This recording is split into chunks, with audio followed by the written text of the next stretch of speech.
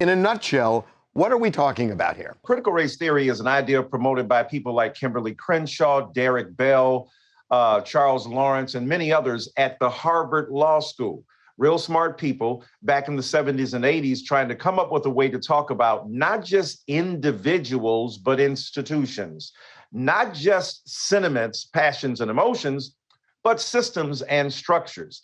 Because even when you don't use the N-word and you don't hate somebody else, you can still have a system of inequity where they don't get good education or they don't get good meat in stores because there's a food desert.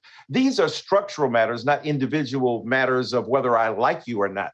And critical race theory comes from the word critical theory. The critical in critical theory means we're looking at ways that people can be emancipated from the systems, structures, and obstacles that enslave them.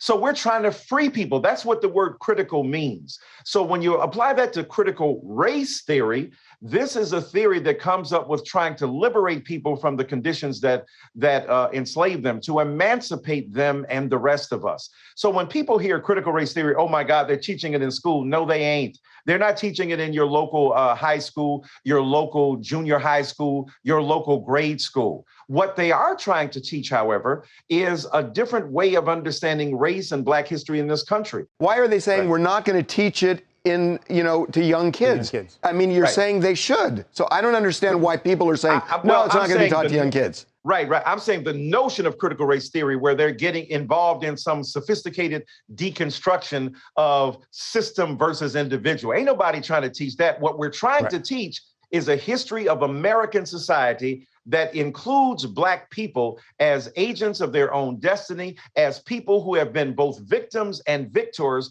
in the struggle of American democracy. That's what I think we should teach. Critical race theory is a subsection of a broader impulse to talk about American history in this nation that includes Black people. That's what I'm arguing for.